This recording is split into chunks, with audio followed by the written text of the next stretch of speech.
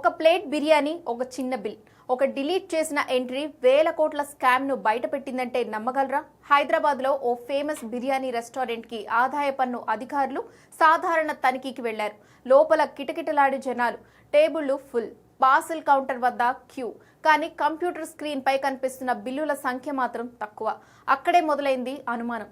ఒక రెస్టారెంట్ లెక్కల్లో తేడా అనుకున్న విషయం కాసేపట్లో దేశవ్యాప్త డిజిటల్ వలగా మారింది.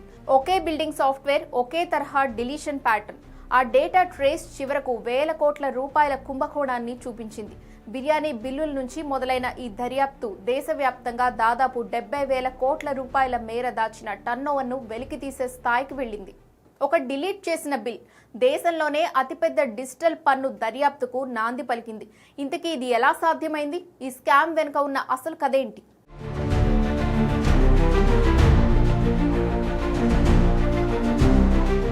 అధికారులు మొదటగా ఇది లోకల్ ట్రిక్ అనుకున్నారు.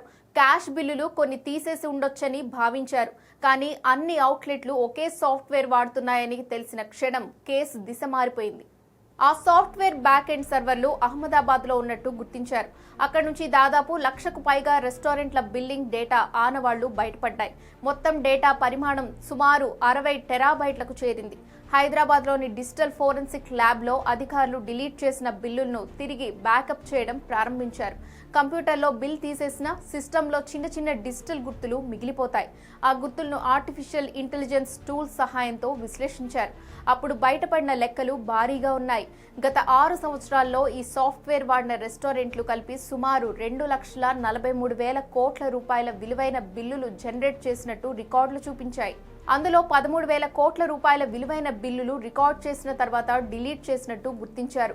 కొన్ని చోట్ల రోజుకు కొన్ని క్యాష్ బిల్లులు తీసేసిన ఆనవాళ్లు కనిపించాయి.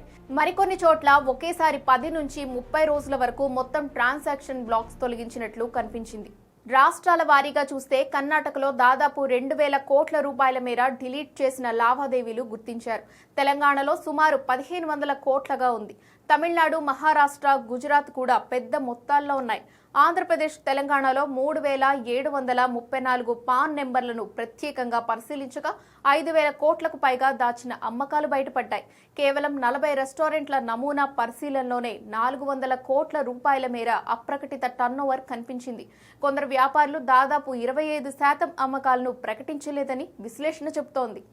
ఇక ఇక్కడే బిర్యానీ కోణం ముందుకు వచ్చింది. దేశంలో అత్యధికంగా అమ్ముడయ్యే ఒకే డిష్ బిర్యానీ. హైదరాబాద్, బెంగళూరు, చెన్నై, ముంబై లాంటి నగరాల్లో వీకెండ్లు, పండుగలు అంటే లక్షల ప్లేట్లు అమ్ముడవుతాయి. బిర్యానీకి ఉపయోగించే బియ్యం, మాంసం కొనుగోళ్ల పరిమాణం ఒక స్థిరమైన అంచనా ఇస్తుంది. కొనుగోలు చేసిన ముడి సరుకు పరిమాణం, డెలివరీ యాప్స్ లో కనిపించే ఆర్డర్లు, జీఎస్టీ రిటర్న్లు, అంతర్గత బిల్లింగ్ లాగ్స్ మధ్య తేడాలు స్పష్టంగా కనిపించాయి. ఒక ప్లేట్ ధర పెద్దది కాకపోయినా రోజుకు 100 ప్లేట్లు డిలీట్ చేస్తే అది సంవత్సరానికి కోట్లలోకి చేరుతుంది.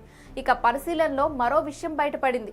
2019 నుంచి 1.77 లక్షల రెస్టారెంట్ల డేటాను విశ్లేషించగా సగటున 27% వరకు అమ్మకాలను అణిచివేసినట్లు నమూనాలు చూపించాయి.